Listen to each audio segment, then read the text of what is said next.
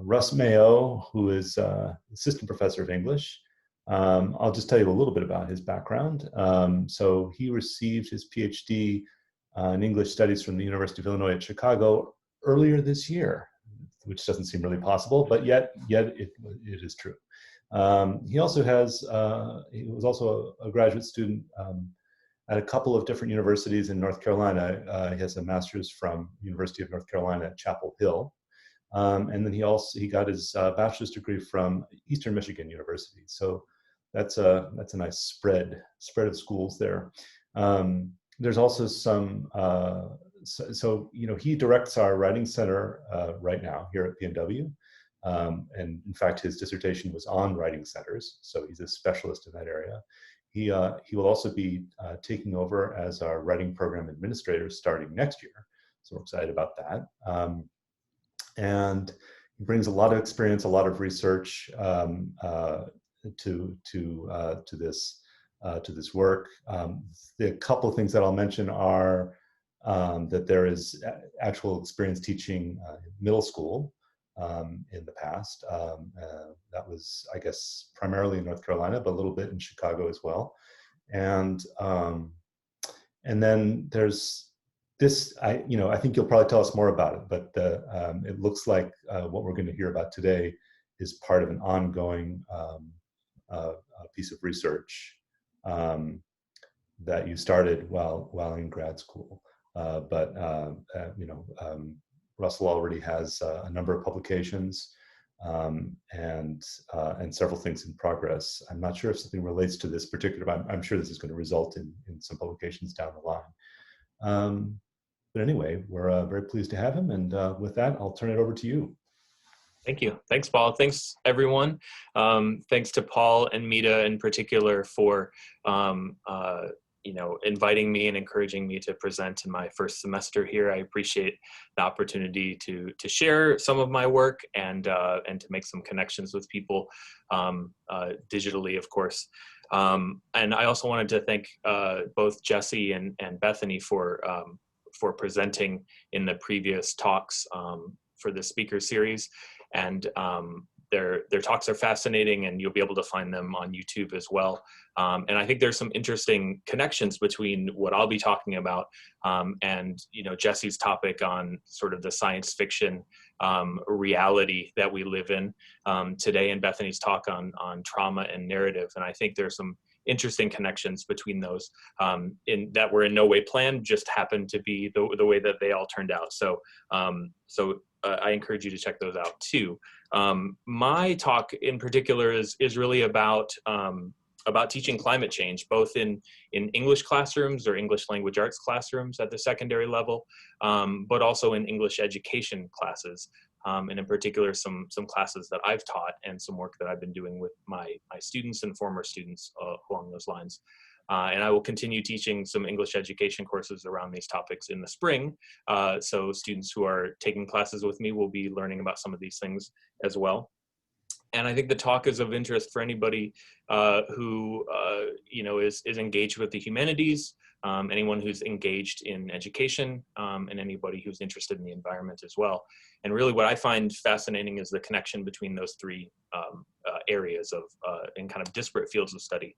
So how the humanities, education, and the environment all connect. And so that's really where my work comes in. And if you're watching this as a video, just sort of, I'm gonna move through the slides probably quickly. But so if you're watching this, you can always pause and sort of stop and take a look at anything that I'm presenting here. And like I said, I'm happy to share out the PDF or PowerPoint with people here. So I'm gonna try to go full screen. Did that work for you, Paul? Is that, okay, good. All right, so the sort of modified version of the talk here is entitled Alarmed, Concerned, Cautious, Teaching English Teachers in the Anthropocene. And I'll talk a little bit about and kind of break all of that down shortly. But I actually want to begin with a quote from what I think is one of the most interesting books to come out recently on the topic of climate change. And what's interesting about it, I think, is it has really pushed us and sort of the conversation about climate, to not be afraid of the dire and difficult conversations that sometimes rhetorically people have been suggesting that just putting facts about climate change are the most important things for people to know, and not to scare people or not to push the issue too much, because that will turn people off. And certainly this quote from David Wallace Wells' book, The Uninhabitable Earth, I think is pushing us a lot. So I'm going to start with that, and I'll read it to you here. This is really from the first chapter of the book. It is much, much worse than you think. The slowness of climate change is a fairy tale, and comes to us bundled with several others in an anthology of comforting delusions. So I like his use here of sort of narrative, and I think this will appeal to my English colleagues. That global warming is an Arctic saga unfolding remotely, that it is strictly a matter of sea level and coastlines, not an enveloping crisis sparing no place and leaving no life undeformed, that it is a crisis of the natural world, not the human world, that those two are distinct in that we live today somehow outside of or beyond, or at least, at the very least, defending against nature, not inescapably within and literally overwhelmed by it. That wealth can be a shield against the ravages of warming, that the burning of fossil fuels is the price of continued economic growth, that growth and the technology it produces will allow us to engineer our way out of environmental disaster, that there is any analog to the scale or scope of this threat in the long span of human history that might give us confidence in staring it down. And so this is how his book begins, and I highly recommend it for anyone who's interested in these topics. And also there's a shorter version in a kind of journal article piece that he published under the same title. I believe it was in New York Magazine in 2018. So that sort of sets the context a little bit for us, I think. And so a little bit more background here. We're living through an unprecedented global ecological crisis, and I think in some ways COVID is a trailer for us in terms of understanding the realities that we have to look forward to. And some people refer to this as the Anthropocene. So thinking about the way in which the anthrop, or the human, has changed the sort of geological history of the planet in modern age. And some people date this back to the beginning of the fossil fuel economy and steam power.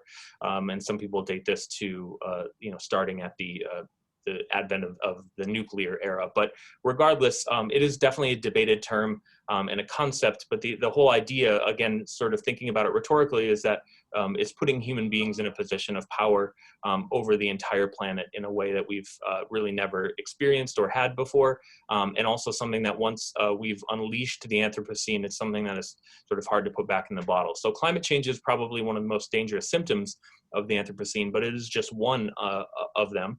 And climate change is often described as a wicked problem, something that's complex and no easy solutions or answers, something that we need to respond to and something we need to adapt to, but something that we cannot fix or solve or get rid of.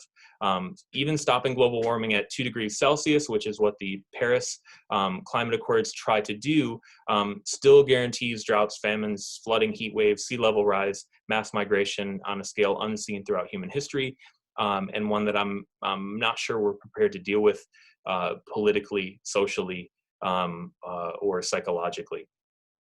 So as an English teacher or an English teacher educator, I think we face our own wicked problem, which is how might we engage our students with this topic, this overwhelming and all-encompassing topic of climate change, as both the content of our work in literacy education, but also as the context of our work. And so that's sort of a question that guides my research and a lot of my teaching these days. And that's kind of what this project comes from. And this project was funded by the 2019 English Language Arts Teacher Educators, which is a subset of NCTE, their Graduate Research Award. And so my research here sort of aims to explore the impact of climate change education with secondary English teacher candidates, and then once they become actual classroom teachers at a large urban Midwestern university. The central questions to the research: what are English teacher candidates' perceptions of climate change and environmental issues, both personally and professionally, and what factors serve as the basis for these ideas? And then the second question: how does engaging with climate change education in an English education methods course impact the way teacher candidates understand issues related to climate change and the environment, conceptualize these issues within English or humanities curriculum, and employ climate change education in their later work as classroom teachers? And it's really this first question that I'll be looking at and talking about tonight, because this is the start of the research. And as I get into the second question, working with the materials and the texts that the students created for my courses, as well as following up with them through interviews. This is sort of a longitudinal study that I will continue to follow up with people on in the coming months and years. And so this is just a kind of a snapshot chart of what the study looks like. So I'm working with two cohorts from two different classes. Cohort 1 was a class I taught in fall 2019, and cohort 2 in spring 2020. And the participants graduated either in May of 2020 or will be graduating this month in December. And I will be reaching out to enroll smaller focus groups in the coming weeks here, approximately about 4 people from each class. And I'll be doing some follow-up contact with them and some surveys and interviews with them in 2021. Certainly COVID has slowed my research a little bit here, but I'm hoping to stick with this timeline, generally speaking, moving forward. A quick review of the literature. The field of teacher education has largely been silent about the challenge posed by the Anthropocene to living and learning, both in terms of what do we do with this topic, but also how does this impact education. I think one of the standout places where we see a lot of work along these lines is through eco-justice education scholars, and I cite a number of them here. But also for those of us in English or in English Ed, there are some important texts, although not enough, frankly. I think Derek Owen's work on place-based composition teaching for sustainability is probably an important landmark, along with the other folks who did work along eco-composition, which I'm also involved in. Robert Yagelski's work on teaching writing in relation to sustainability and writing as a way of being in the world have been important too. There was a whole issue of English Journal about sort of greening English studies, and Bruce's piece, and that was an interesting kind of movement in that direction. Beach Sharon Webb's book is an important one that I've used in my own teaching, and I'll talk a little bit about. And James D'Amico, who's at IU, his work with climate change and critical media literacy would be really important, I think, for those of you who do teacher education work. And then the NCTE resolution on literacy teaching on climate change that I was involved with as a co-author. That's also something that I'll highlight here as probably 2 of the more important recent movements in this direction. And so here's one quote from the resolution. Addressing climate change demands the involvement of English language arts teachers because students need to understand the social, historical, ethical, and human realities that are critical to the problem. And again, that sort of the last part of this quote comes from the book that I picture here on the right, Teaching Climate Change to Adolescents.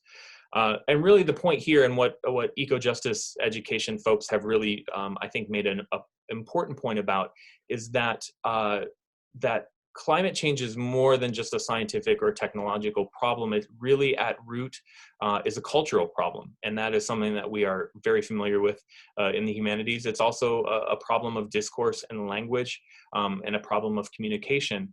And so when we think about it in these terms, all of a sudden, we take something that seems to be outside of the humanities and really envelops them within our own tool set and our own skill set. What's interesting, though, if we think about this, and really what pushed this research to begin with, is the fact that although we might understand that climate change involves the humanities in some way, it's certainly not central to the teaching of literature or the books we often teach in our classes, and it's not central to our discourse as a discipline or our work with teachers. So, but it is becoming more and more central to our everyday discourse in society. And so I'll talk a little bit about some surveys and then get into a little bit of the data from my own research here. So a 2019 survey from NPR found that when asked about taking responsibility for teaching climate change, 45% of parents reported talking to their kids about climate change, and 42% of teachers reported teaching about climate change. So these numbers are interesting, and we know that surveys are of course not perfect, but it gives us an idea of less than half of adults really engaging with young people about this topic. And yet when they're asked what schools should do around the topic, the numbers are very different. So we can see here the overall 66% of people believe that schools should teach about climate change and the impact. Another 12% suggest that they should teach that climate change exists. So that gets us up in almost to 80% of people believing overall. And you notice that for teachers, it's even higher. And for Democrats, it's certainly higher too, those who identify in that way. So we recognize it's a partisan issue, but I mean, I would even point out here that only 17% of Republicans say that schools should not teach anything about climate change. That's much smaller than I think a lot of the public discourse would have us believe. So if anything, there's an interesting maybe connection here that most people, given this particular survey from 2019, believe that this is something we should be teaching about. But a lot of teachers don't, right? We get back to that 45 or 42% of teachers don't talk to their students about climate change. So why don't they talk to them about it, even though 74% plus 12 think that we should be teaching about it? And this is what they said. So 65% say it's not related to the subjects I teach. And I could see a lot of English teachers putting themselves in that particular spot. Another 17% say, I don't know enough about it. And I would say that a lot of English teachers might put themselves in that as well, along with not having the materials needed to teach the subject. So if they look at the anthologies or the novels that they're expected to teach, they might not see any connection at all to climate change. And so one of the things, at least in my own teaching of English teachers, I try to dispel that it's not related to the subject they teach, and also try to show them how there is a lot that they can learn about it in a very short amount of time, but they can also learn about it with their students, which is probably a better position to put yourself in as an educator. And also that they do have the materials to teach it, and that'll be one of the focus points of my course in the spring is how all literature can be thought of as environmental literature, because one of the most important things we talk to students about when we talk about a book is the setting, right? We don't just talk about plot and characters, but we talk about setting, and setting is environment, and challenges between subjects and environment have been a long-standing theme within literature, and certainly within writing as well. So, but again, the number is very small for people who don't believe in climate change or finding that the school doesn't allow it. So I think a lot of these things that might be excuses are really just not really holding up if we look at them carefully, at least with this survey. So I'm going to talk a little bit about the overall study. So I'm using discourse analysis and case study really approach to research. And I'm looking at the social meaning inherent in people's everyday language and their communication. Part of this comes from survey data. Part of this also comes from the work and the actual texts that students created. And in terms of G's work around the building tasks of language, I'm really going to be focused on significance, identities, and politics, and the relationship between those three areas. So again, I've talked a little bit about my participants already, and they're drawn from two sections of the same course. English Education 488 is what I'm calling it, Methods of Teaching English in Secondary Schools. It's a capstone course, so this is the penultimate semester for students prior to student teaching and graduation. And of the 23, or I had 23 of the 30 students I taught agree to participate in the study. And my early analysis is about all 23, but I'll be creating a focus group for kind of the second phase of the study coming up. So some findings, I mean, I think the trends seem to show from these surveys that there are really two distinct profiles. And the split seems to involve their response to the first question I asked, which was, how much would you say you care about climate change? 78% said I care a lot, and 22% said I care somewhat. None of them said I don't care. So that's really where I'm focused on, are these two, kind of thinking about these as two different groups. And when I look through and sort of compared throughout the rest of their survey responses, there were some very interesting connections when I thought about them as this kind of bifurcated split. So the terminology I'm using for the talk and within my analysis from alarmed, concerned, and cautious comes from the Yale Program on Climate Change Communications Global Warming 6 Americas survey. They just recently updated it most recently in April, but this is a survey they've been doing for I think 7 years now. So I recommend everybody take a look at this. And again, from April, they found that 26% of participants had the highest belief or the most concern about global warming as alarmed. 28% were concerned, 20% cautious, 7% disengaged, 11% doubtful, and 7% dismissive. And again, the trend has been moving more toward the alarmed, concerned, cautious area, and that's where my students are as well. So the first group, the alarmed, and I've kind of put together alarmed and concerned for my purposes here, but there's 78% of my students, which is more than the 54% of the combined groups from the 6 Americas survey I just showed you. But again, from the Yale group, this is a quote: "Americans are becoming more worried about global warming, more engaged with the issue, and more supportive of climate solutions," thankfully. And you could think about, like, why are these numbers different? You know, there could be a lot of factors. Part of it is age. All of my students were younger than me, and probably younger than a lot of people on the call here. Also could have something to do with political affiliation or other identity factors that contributed to it.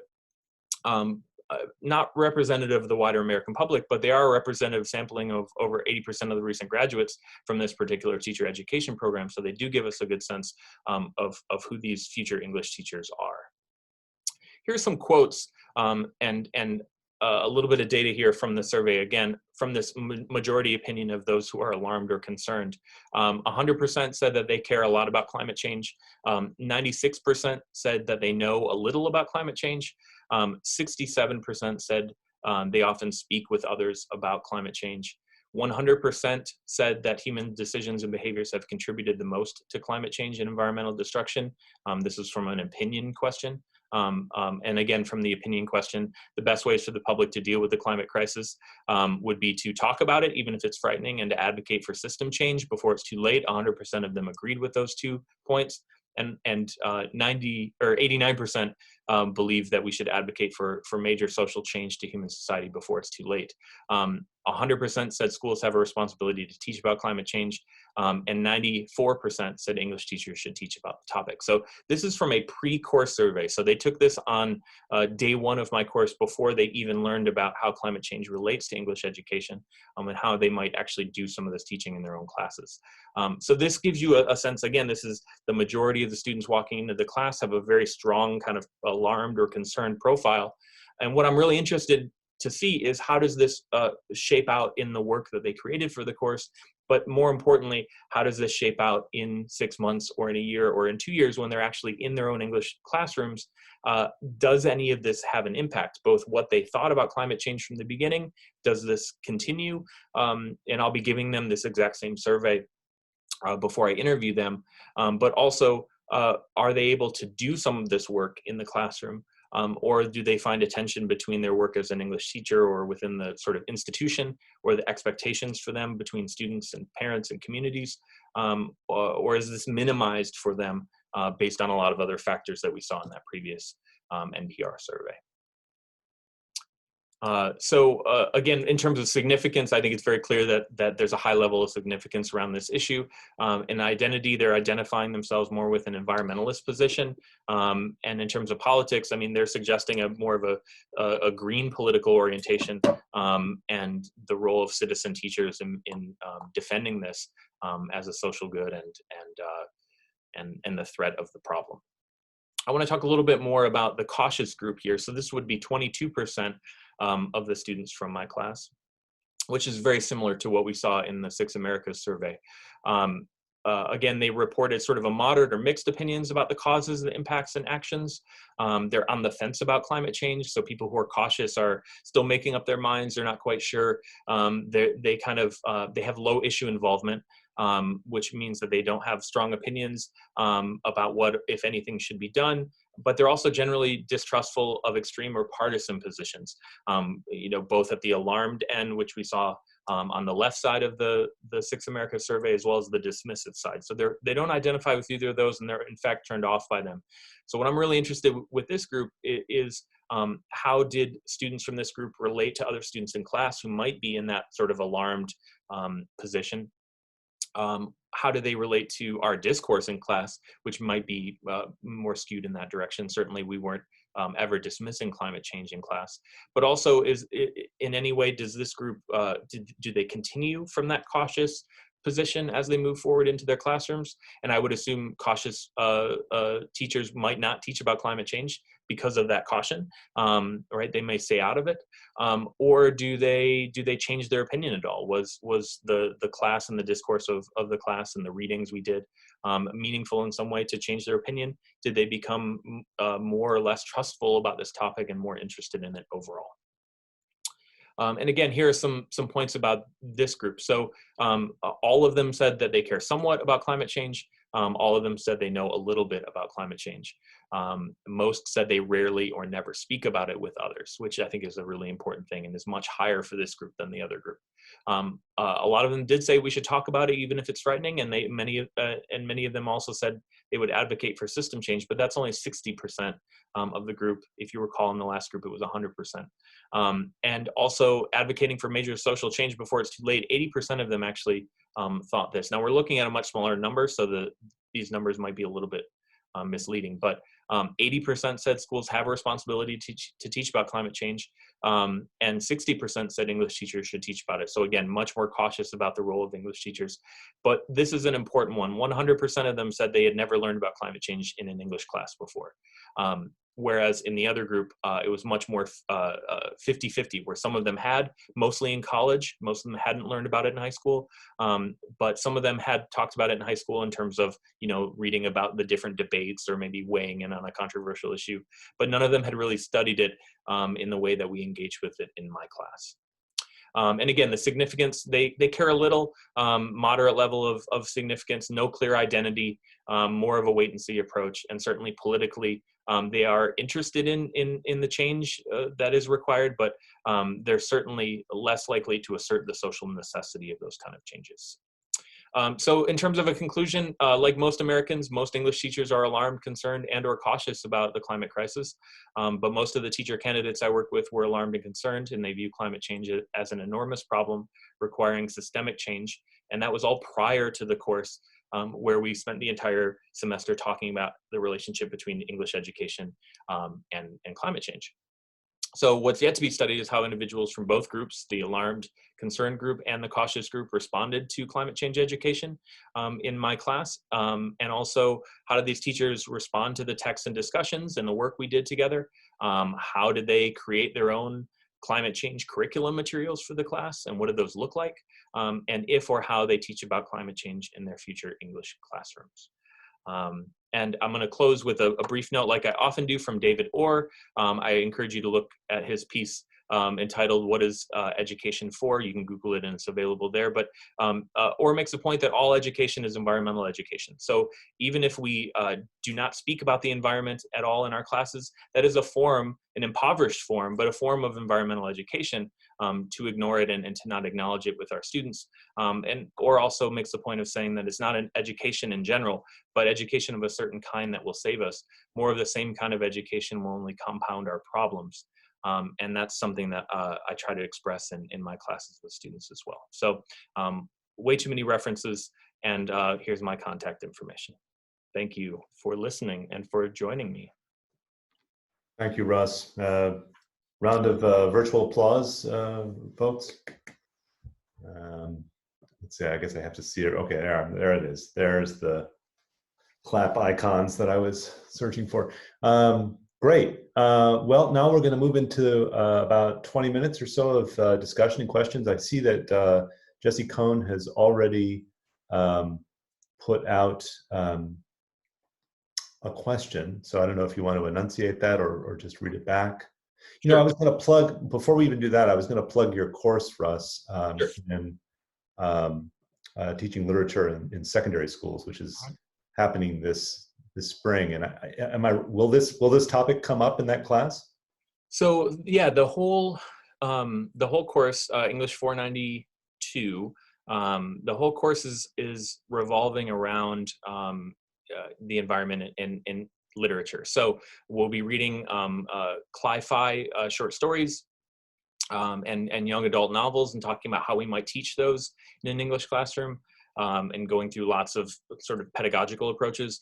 We'll also be reading some sort of what some people are calling hydro narratives, which it means sort of looking at water as being a central part of particular stories. And so we'll be reading a recent realistic fiction book by Jasmine Ward about Hurricane Katrina, and we'll also be reading a classic play from Ibsen that was adapted by Arthur Miller called An Enemy of the People. So yeah, all of this will be sort of central to the work that we're doing. And I encourage people, if you're an English student and you're interested at all about any of this stuff, you're more than welcome to take the course, even if you don't want to be a high school teacher or don't think you want to do that. You know, I'm more than happy to have you. Thanks. Yeah, no, that's, but it is in fact required for the English teaching concentration. So right. Yeah, check that off your list if that's your concentration. That's cool. I just read another Ibsen. I love the An Enemy of the People. It's such an amazing play. Okay, so yeah, Jesse. I can read his question. Okay, you can read the question. Jesse, to jump in. So Jesse, I look enough like Jesse. I think I can. Jesse says, I wonder how much rigid curriculum requirements are a brake on engagement with climate change education, especially for English teachers. And I think that's 100% an important thing to mention. I think rigid curriculum is something that all English secondary English teachers deal with. I dealt with less of that at the middle school level. Primarily because we didn't have a lot of assigned novels to teach. But certainly when you have class sets of novels in the book room, that in some ways dictates what's available to you, right? If everybody doesn't have a copy of An Enemy of the People, but everybody has a copy of The Crucible, then that's probably what you're gonna end up teaching, right? But at the same time, I think one of the things we dealt with in this particular class was how do you approach Shakespeare through an eco-critical lens? How do you approach Shakespeare through a presentist lens? Meaning that the way Shakespeare is often taught in high school is you go all the way back to the historical. You talk about Shakespeare as a historical figure. You talk about the Globe Theater as a historical setting, and oftentimes you talk about the history and how an audience at that time would understand and interpret it. And when you think about climate change, that doesn't have something to do with that particular time period, we might think, but a lot of what we talked about was how Shakespeare as a writer and the characters in his particular plays talked about and engaged with the environment. And in particular, students could look at things. I think Midsummer Night's Dream and Macbeth offer really rich possibilities for thinking about the relationship between humans and the environment, but many of the plays do. And so we looked at how you could do this with sort of more canonical texts. It's really just about framing, I think. And again, if teachers aren't taught some of these frames in their undergraduate education, they're very likely to not discover them on their own. And so I think that one of the points is, yes, like the rigid curriculum is there, but also students have a lot of, or teachers have a lot of leeway with how they interpret it and how they develop their own lessons and what they have students do with those texts. Great. Another question?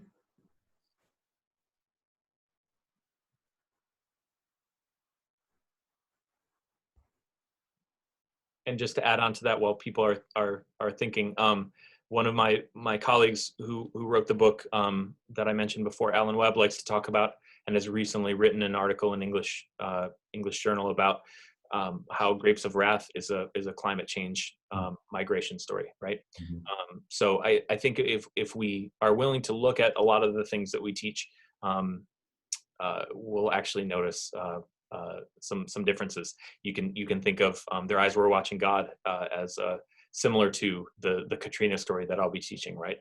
It's a story of the displacement of a community due to a hurricane, right? Among other things. This isn't the only thing it's about, but it is one of many things. I think I saw a hand go up and then disappear. Oh, Deb, yeah, go ahead. I think Nita wanted to talk before me. Oh, I didn't see. Sorry, I was looking at a. Deb, you go first. You go first. Thank you. I just wanted to share something that in our writing program, we ask students to write journals. So I wanted to share some experiences.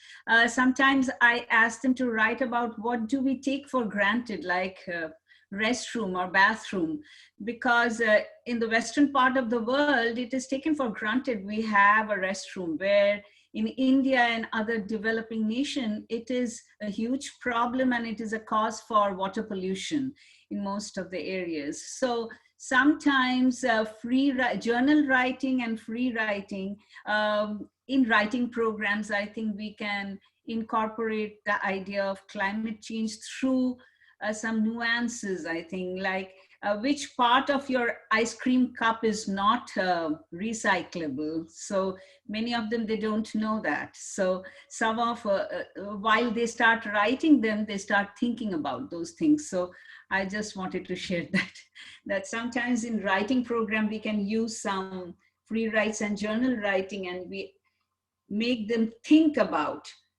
in everyday life, how we can bring the concept of climate change closer to our home. I completely agree. Yeah, thank you for sharing that. I didn't talk much about so far about the writing focus.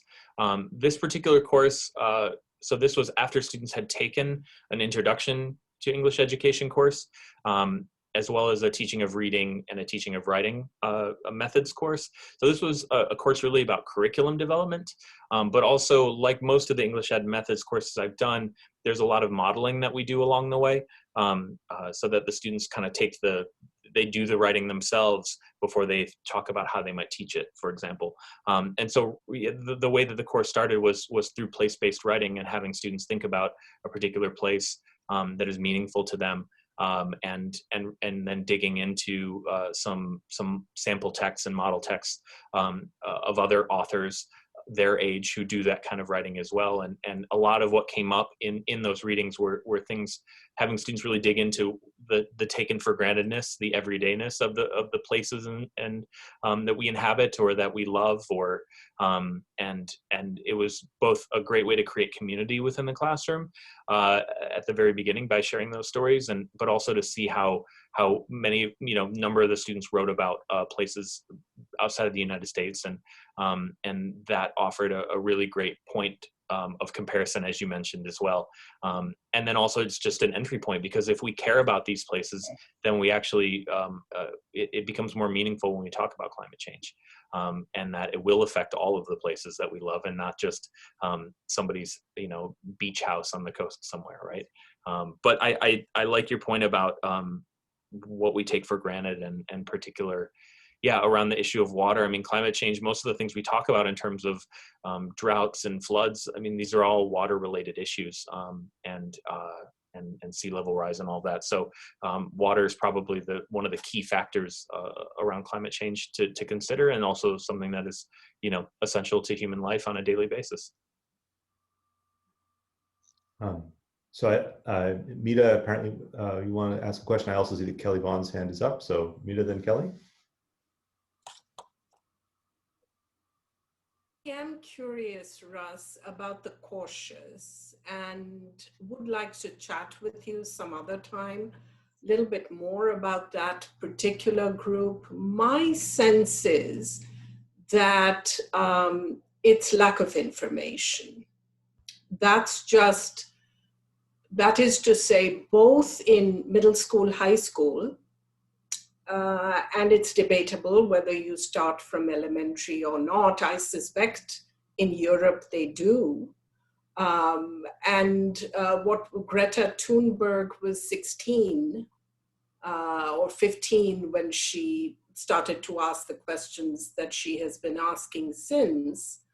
But also in college, what I would like us to do, and particularly under Russ's leadership, is to see how we insert climate change, environmental impact, ecological disaster into the reading materials for 105, if not for 104. I think that that is doable. Russell knows about 20% of my 105 deals with climate change. But in addition to materials, and I can make a lot of suggestions also. Several of you are experts, obviously, but I can learn a great deal from you. Regarding the canonical works that you mention, I feel today, if somebody is teaching Shakespeare and not talking about climate or environment, that course shouldn't be offered. I mean, I belong to that kind of, extreme. And I think that most authors who are researching, thinking about our times, about the Anthropocene, they are environmentalists. Margaret Atwood being an obvious one. I wish I could say that go watch Handmaid's Tale. It's frightening, but I think it's still worth it. I'll shut up and see what Kelly has to say. Thank you.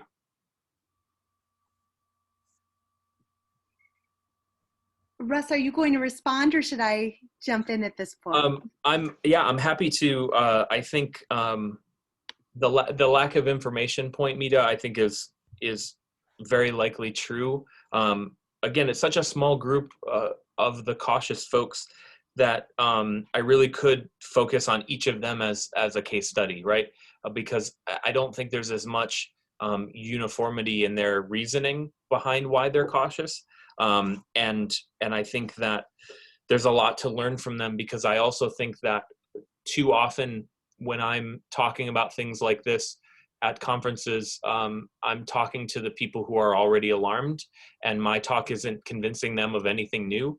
And really, I should be talking to the people who are cautious about it. And I think that there's more of an impact there potentially, right? But also, yeah, the point about the connection to first year writing, I think, is a great one. I think that one of the ways I try to do this in a lot of first year writing classes is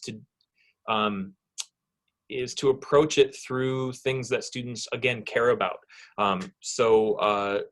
In my class right now, we're talking a lot about food, which is, I think, a great way to hit somebody through the stomach to then think about the environment. Because once we, again, start to establish an understanding and a love of food and a connection around food, then we can also step back and say, well, what's going to happen to our food system in this decade? What's going to happen to the food system around the world? Deb, you mentioned India.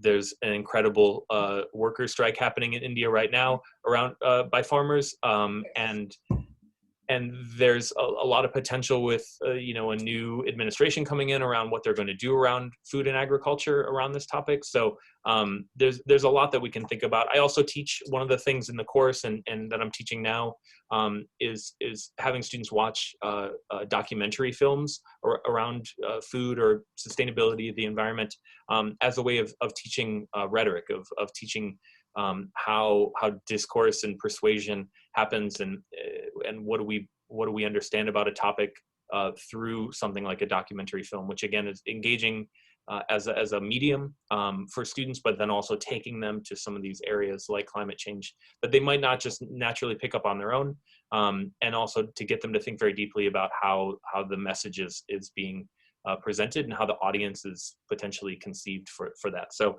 I think that, yeah, there's a lot to talk about there, and certainly a lot that we can do with it. Kelly. So Russ, I mostly just want to say how much I enjoyed your research and your presentation, and how excited I am that you're working here at PNW and with our students.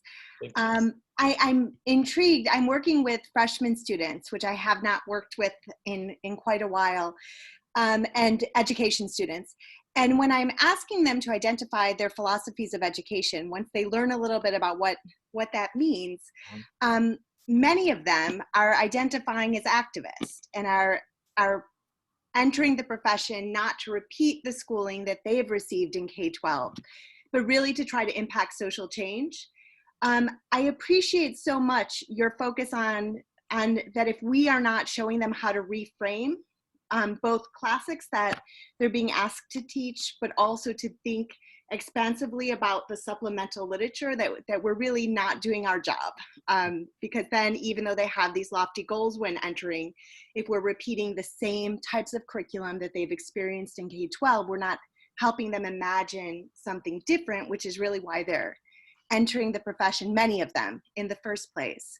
So one of the question that I have for you, Russ, and thinking about that cautious group a little bit, is I find that many of our students are interested in a topic, but still very much feel the need to teach both sides. So they have this idea that they need to give equal amounts of time to multiple sides of an issue, even when the science and the experts in the literature are not showing us two sides with any sort of kind of equal voice. So I'm wondering if you've encountered that and how you've addressed that within your courses. Yeah, thank you, Kelly. That's definitely something that comes up a lot around this particular issue. And I think that there are there's a whole history behind this too. I think there have been, and I'm the title and the author I'm blanking on at the moment, but there's a really interesting book, couple of books that have come out, but about how the discourse around climate change really shifted politically in the late 1980s, and then has continued through really since then, to align political sides with this sort of for and against, right? Do you believe in climate change or do you not? Do you support, right, like any sort of action, political or economic action around, fossil fuel, carbon economies, things like that. And whereas before that, there was more of I think a little bit more of a unified front that these things aren't great for the environment or the water or the air or our bodies. And although they're powerful technologies, that they're also creating potentially more problems than they solve for us. And so I think the reason for that sort of both sides thing, I think, is something that makes sense under certain frameworks, right? If there's something that so again, sort of going back to rhetoric, if we have to kind of agree on a baseline, that there is a disagreement before we can sort of then have that conversation. And I think in the classes that I've been teaching, there doesn't seem to be, the students I've been working with in general don't seem to really have much of a disagreement on it. I think, again, those surveys kind of show you that there's maybe a loud and well-funded but very small minority of people who completely disregard this as a topic. And so I think maybe the both sides framing kind of comes in there. But I think there are all kinds of other issues we teach, right? We teach about slavery in schools, and we should, but we don't both sides that, right? We teach about the Holocaust, but we don't both sides that. I think there are a lot of things that we're not willing to generally in our discourse both sides, and I think this is one that we should probably start to move in that direction with if we're not already there. But I acknowledge the fact of it's really important to understand why somebody thinks the way they think. And so one of the ways that I've been taught to deal with that is not say, well, let's look at both sides, but actually let's look at the discourse itself. If we want to look at what a climate change activist thinks, let's read a speech by Greta Thunberg, and let's understand what is she saying and why is she thinking the way she's thinking, right? What does she believe and why does she believe that? And then how do we respond to that? I think that's a more valuable approach, because you're not necessarily teaching, you're not telling your students that they have to be activists, but you're acknowledging that that an activist voice is worthy of looking at carefully and thinking about how she construct her arguments, right? How does she make claims? How does she maybe persuade an audience, especially a potentially audience that doesn't agree with her, because that's mostly where her, sort of most important speeches have come from, or from these like wider, United Nations meetings or something. So, but yeah, I understand the sort of push to do that. And I think the media has probably amplified the both sides approach to this to all of our detriments over the last 20 years because of the political tie and because of the way in which the mainstream media attempts to not look partisan. And because the climate change has become more of a partisan issue, in an attempt to not look partisan, they try to find other people who might argue against it. But it just seems to really be a less and less of an issue than it maybe even was 4 or 5 years ago. That the denialism, it just doesn't seem relevant anymore. And I think we're sort of moving beyond it.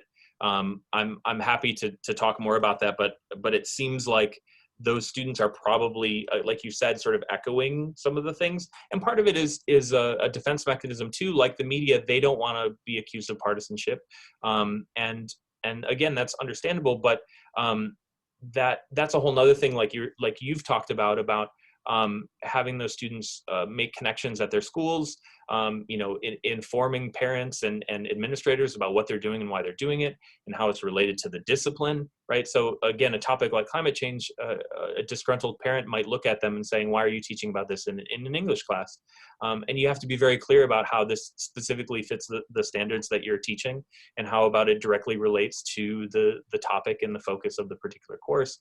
And it's not just you're not indoctrinating them. If anything, you're helping them to understand how persuasion and argument and information works.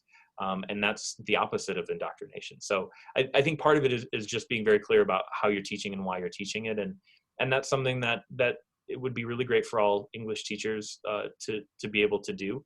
And maybe by harnessing their excitement and their sort of that activist mindset might actually encourage them to move forward with it. But certainly, yes, there are a lot of getting to that cautious group. There are some ways to deal with the sort of both sides appeal, which seems fair, but in this case is actually quite harmful. Thanks. So we're actually kind of at the end of our time, and I don't see any other hands raised. So we might have time for maybe just one more quick one if there's anybody out there who wants to get in on things. But otherwise, I think we... May I ask one question? Please, yeah.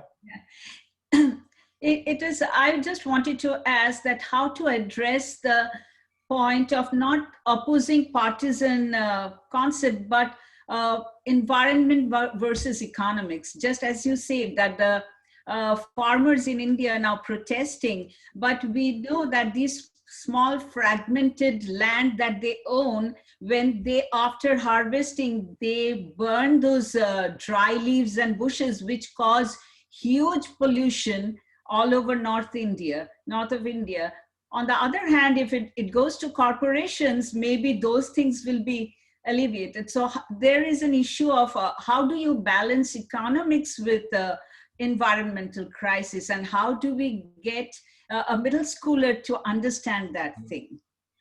Yeah, I think that's great. I think again, just like the both sides kind of position, I think that we can't have an economy without an environment. We can't have human society without a livable environment. And so I think that's sort of where we have to start with, is that at the same time, given the current state of the world, we also can't sustain ourselves without an economy either. The way that sustainability discourse talks about this issue is thinking about sort of the three interrelated areas of economics, environment, and social equity, and about how you need all three of those in order to have anything resembling a sustainable society and world.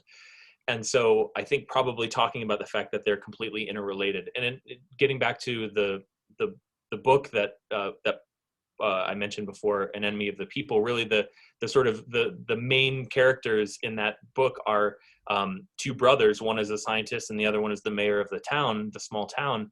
And really one of the main conflicts is between those two brothers and that question of economics versus environment. And in one case, we have a desire to sort of shut down. And of course, this is something that we're dealing with right now with COVID-19 too, right? These arguments aren't just related to climate change. Like I said, this is in a lot of ways a trial run for what are we going to do about a much larger issue to come.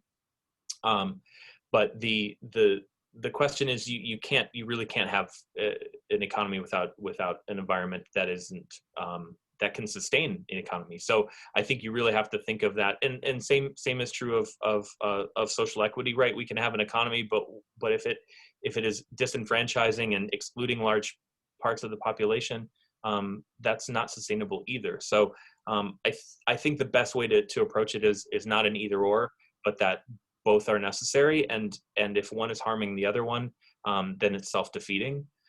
And I think what ends up happening, the closer, and this is something that came up in the class, is the closer we look at problems of climate change, the more we start to realize that these are also problems of capitalism too, right? That these are symptoms of capitalism and growth and overconsumption and all kinds of other things that have contributed to it, that climate change is not naturally occurring in the form that we see it, but is really an economy and a society around much of the globe that is completely out of whack and out of scale.